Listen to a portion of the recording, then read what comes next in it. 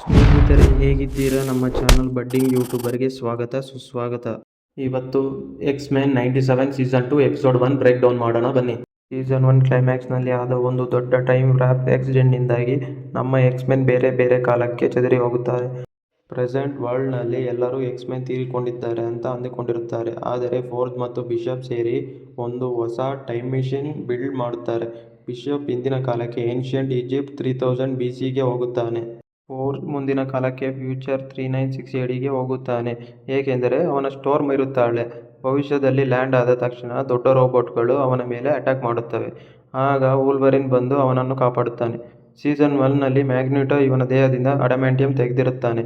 ವೂಲ್ವರಿನ್ ಈಗ ತನ್ನ ನ್ಯಾಚುರಲ್ ಬೋನ್ ಕ್ಲಾಸನ್ನು ಬಳಸುತ್ತಿರುತ್ತಾನೆ. ಅಲ್ಲಿಗೆ ಸ್ಟೋರ್ಮ್ ಕೂಡ ಬರ್ತಾಳೆ. ಅವರಿಬ್ಬರ ಎಮೋಷನಲ್ ರಿಯೂನಿಯನ್ ಆಗುತ್ತೆ. ಫೋರ್ಜ್ ಎಲ್ಲರನ್ನೂ ವಾಪಸ್ 90s ಪ್ರೆಸೆಂಟ್ ಟೈಮ್ಗೆ ಕರ್ಕೊಂಡು ಹೋಗೇ ಬಂದಿದ್ದೀನಿ ಎಂದು ಹೇಳುತ್ತಾನೆ. ಆದರೆ ಸೈಕ್ಲೋಪ್ಸ್ ಮತ್ತು ಜೀನ್ ಗ್ರೇ ಬರಲು ಒಪ್ಪಲ್ಲ. ಯಾಕಂದರೆ ಅಲ್ಲಿ ಅವರ ಮಗ ನೇಥನ್ ಇರ್ತಾನೆ. ಚಿಕ್ಕ ಮಗುವಿದ್ದಾಗ ರೋಗ ವಾಸಿ ಮಾಡೋಕೆ ಇವನನ್ನು ಫ್ಯೂಚರ್ಗೆ ಕಳಿಸಿರುತ್ತಾರೆ.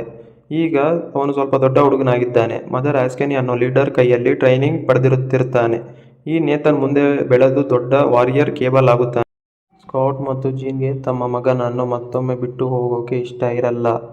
ಏಕೆಂದರೆ ನೇಥನ್ ದೇಹದಲ್ಲಿ ಒಂದು ಅಪಾಯಕಾರಿ ಟೆಕ್ನೋ ಆರ್ಗಾನಿಕ್ ವೈರಸ್ ಇರುತ್ತದೆ. ಜೀನ್ ತನ್ನ ಟೆಲಿಕೈನೆಟಿಕ್ ಪವರ್ ಬಳಸಿ ಆ ವೈರಸ್ ಅನ್ನು ಕಂಟ್ರೋಲ್ ಮಾಡೋದು ಹೇಗೆ ಅಂತ ಅವನಿಗೆ ಕಲಿಸ್ತಾ ಇರುತ್ತಾಳೆ. ಇದೇ ಸಮಯದಲ್ಲಿ ಈ ಫ್ಯೂಚರ್ ಜಗತ್ತನ್ನು ಆಳುವ ವಿಲನ್ ಅಪೋಕಾಲಿಪ್ಸ್ ಅವನ ರೈಟ್ ಹ್ಯಾಂಡ್ ಆದ ಆಸ್ಮೋಡಿಯಸ್ ಮತ್ತು ಅವನ 4 ಹಾರ್ಸ್ಮೆನ್ ಸೇರಿ ನೇಥನನ್ನು ಕಿಡ್ನಾಪ್ ಮಾಡೋಕೆ ಬರುತ್ತಾರೆ. ಯಾಕೆಂದರೆ ಅಪೋಕಾಲಿಪ್ಸ್ಗೆ ನೇಥನ್ನ ಬಾಡಿ ತನ್ನ ಹೊಸ ಹೋಸ್ಟ್ ಆಗಿ ಬೇಕಿರುತ್ತದೆ.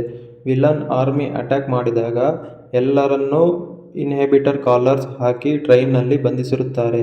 ಈ ಕಾಲರ್ಸ್ ಮ್ಯೂಟೇಟ್ಸ್ ಪವರ್ಸ್ ಅನ್ನು ಬ್ಲಾಕ್ ಮಾಡುತ್ತದೆ. ಎಪಿಸೋಡ್ ಕೊನೆಯ ಕ್ಲೈಮ್ಯಾಕ್ಸ್ನಲ್ಲಿ ಟ್ರೈನ್ನಲ್ಲಿ ಲಾಕ್ ಆಗಿದ್ದ ಜೀನ್ ಮತ್ತು ಸ್ಕಾಟ್ ಕೊನೆಗೆ ನೇಥನ್ಗೆ ನಿಜವಾದ ಸತ್ಯ ಹೇಳುತ್ತಾರೆ. ನಾವೇ ನಿನ್ನ ತಂದೆ ತಾಯಿ ಅಂತ. ಈ ವಿಷಯ ಕೇಳಿ ನೇಥನ್ಗೆ ಒಂದು ಹೊಸ ಶಕ್ತಿ ಸಿಗುತ್ತದೆ. ಅವನು ತನ್ನ ಮೈಂಡ್ ಪವರ್ ಬಳಸಿ ಆ ಇನ್ಹಿಬಿಟರ್ ಕಾಲರನ್ನು ಬ್ರೇಕ್ ಮಾಡುತ್ತಾನೆ. ಅದೇ ಸಮಯದಲ್ಲಿ ಹೊರಗಡೆ ಭೀಕರ ಯುದ್ಧ ನಡೆಯುತ್ತಾ ಇರುತ್ತದೆ. ಮೋರ್ಫ್ ತನ್ನ ರೂಪ ಬದಲಾಯಿಸಿ ಥೋರ್ ತರಹ ಫೈಟ್ ಮಾಡುತ್ತಾ ಇರ್ತಾನೆ.